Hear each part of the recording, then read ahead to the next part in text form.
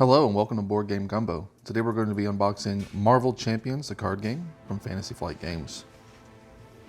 This is a cooperative deck building game for 1 to 4 players. Plays in 45 to 90 minutes.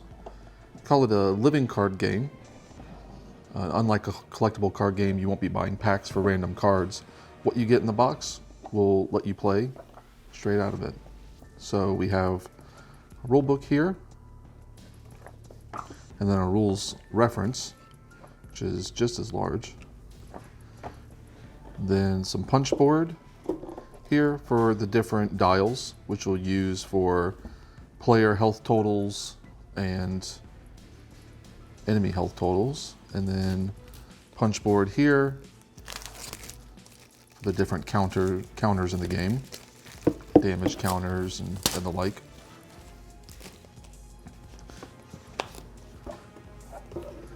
And everything's well printed and really easy to punch out. These small ones as well punch out really simply. Got some things to put together, the health wheels, and then some cards for different conditions you can gain during the course of the game, like stunned.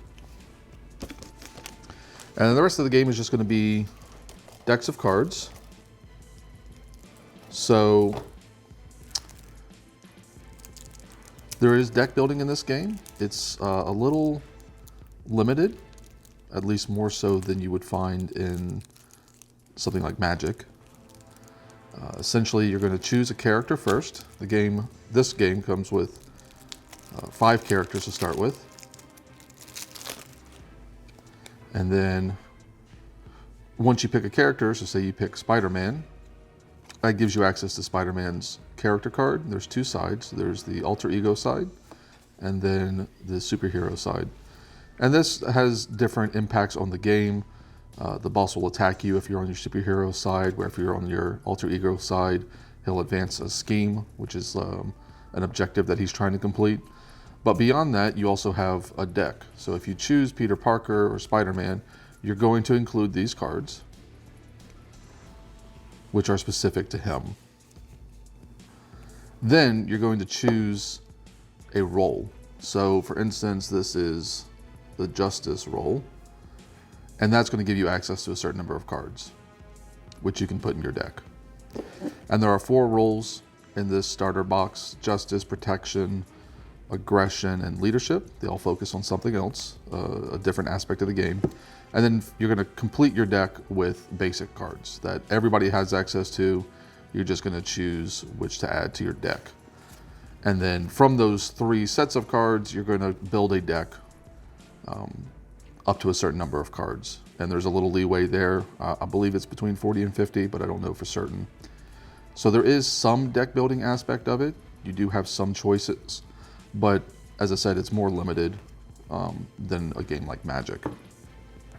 Then you have a couple cards for each character that actually go into the encounter deck. And so special things will come out, like you might find an eviction notice. So if another player draws this card during that phase of the game, it actually goes to the person playing Peter Parker. So this only gets shuffled in if somebody's playing Peter Parker. And of course you have a lot of other cards.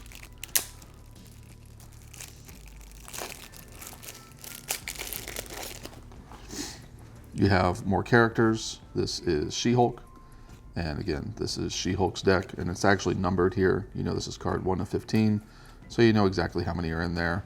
And there's Iron Man, Tony Stark, Black Panther, Captain Marvel. And then you get into the role cards. So here are some more Justice cards. So that deck you saw earlier for Peter Parker has some Justice cards in them, but there are more for you to choose from. And then here are the leadership cards and so on. So like I said, there's a little bit of deck building there.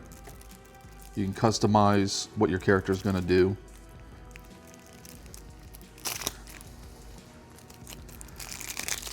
So what you're trying to do is you're trying to defeat a villain, obviously. So after you've chosen your character and built your decks, you're going to choose which villain to go against. And here we have Rhino. And Rhino's going to have his own cards in the encounter deck. So all the cards with the yellow, orange back are going to be encounter cards. And so the encounter deck will be generic encounter cards and then cards specific to whichever boss you're fighting, like Ultron. There's also difficulties. So if you play on normal difficulty, you're fighting 2 forms of Ultron, 1 and 2. But you can actually up the difficulty by starting on difficulty 2 and then fighting 2 and 3. You're always going to fight, as far as I know, 2 versions of each boss. And the boss have their own special cards that go in the encounter deck. Like these are Ultron cards, so obviously you're not going to include them if you're fighting Rhino. And then there are just generic encounter cards as well. And then we have some little cheat sheets back there. And then we've got 2 more decks of cards here. This looks like a starter deck for Captain Marvel, like we saw earlier for Spider-Man.